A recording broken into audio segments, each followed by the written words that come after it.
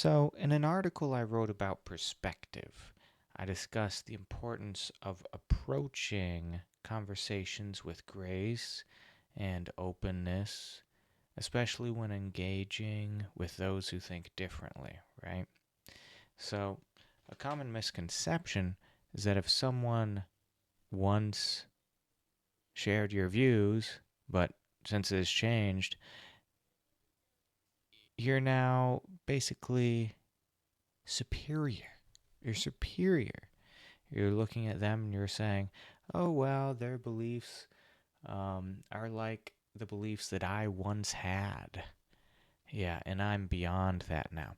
But we're going to step back for a moment and we're going to step out of that example, but and while acknowledging it, move to a different level.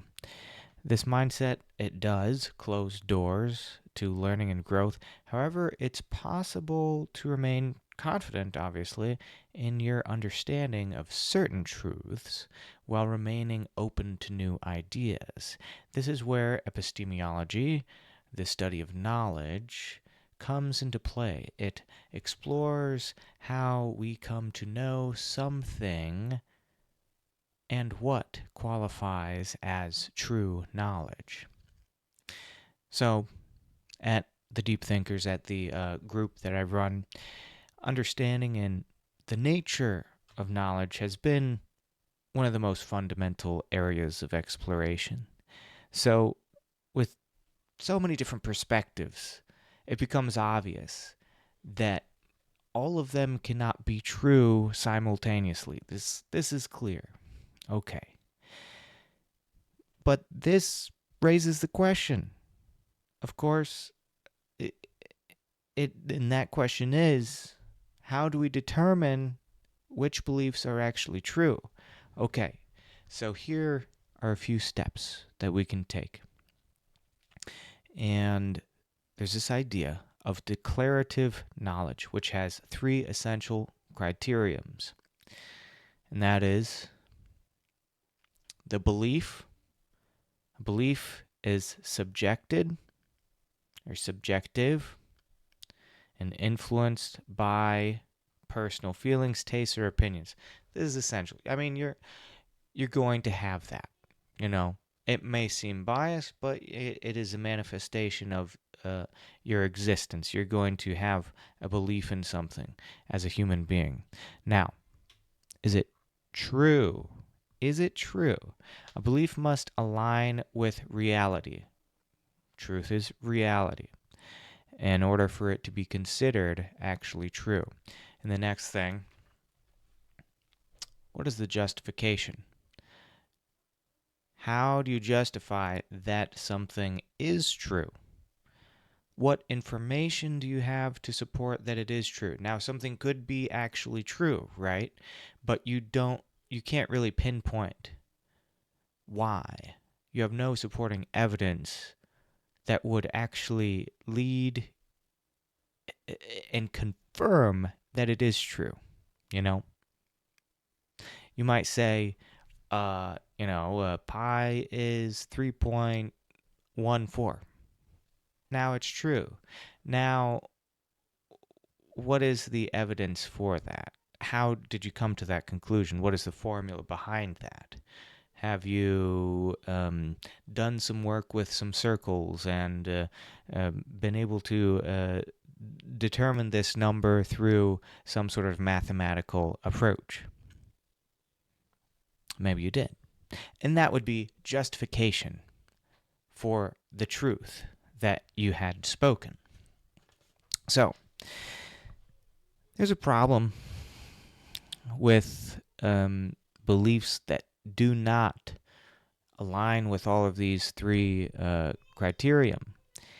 And many people have these beliefs. I don't think that I don't think that my beliefs are completely supported. They're probably not. It would take some analysis to figure out what those things are and to overcome that. But there's a problem with it regardless, whether I have it or somebody else has it. And the problem is that people would be creating these unsupported beliefs based on basically emotions and sort of a confirmation bias, and they create theories maybe on how things work, and this is great, but it's not really supported by evidence. And when you come to a piece of information that supports your theory, then it adds into your theory. It makes you think, oh, yeah, it must be true. But when you see something that does not confirm that theory, then you do the opposite. You reject it. So you're selective with what you choose to be your empirical evidence toward your theory. Now, however, if a person holds a belief that happens to be true without proper justification, it still is a problem, because without the supporting evidence, you basically will be vulnerable to change. You're not basing your belief in something on evidence. So if you hear something that makes sense, then you are just going to go with it.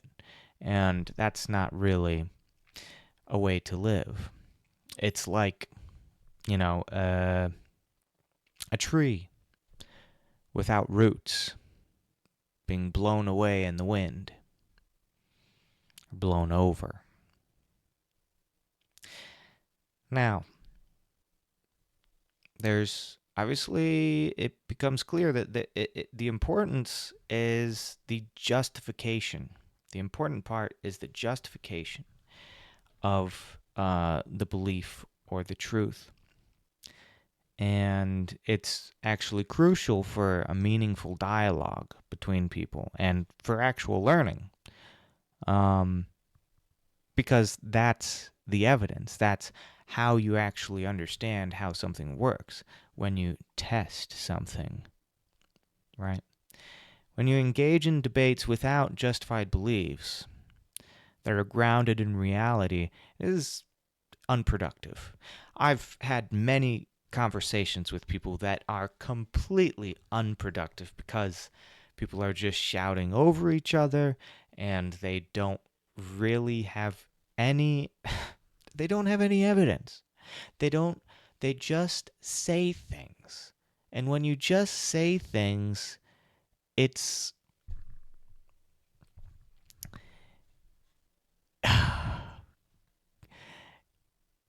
they're just angry and they want to basically shout their beliefs out there, and it just ends up being more disruptive than something that is productive.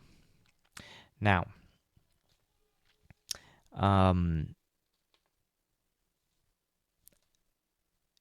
here's how we can tell whether something can be justified. Can it be observed? Can it be measured? And has the belief been validated through observation? You know what? That one sounds a lot like 1 and 2. So anyways, basically it has to be measured, And in conclusion, we have to understand how we know things. This is essential for actually having productive conversations, whether they are on science, whether they are on politics, whether they are on anything. Because if they are not justified with evidence, then we're just talking about our biases. Now, hey, yeah, we all have biases, but I think it's important to know what we don't actually know. And too many people base it off feelings, you know. And I'm all about facts over feelings.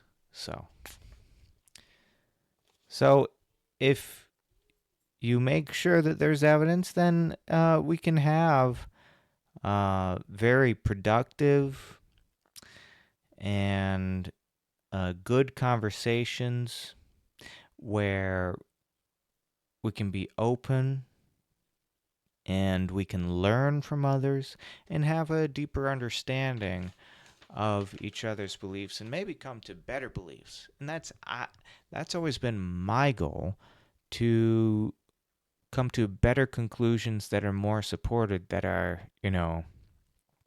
sturdy. And that's the whole thing about the Enlightenment movement that started America. That it was all about the free market of ideas. Nowadays, that free market of ideas is a bit under threat. And it's interesting. But anyways, that might be a topic for a different video. But thanks so much for watching, and I'll see you guys next time. Maybe I'll try to re-record this, I'm not sure.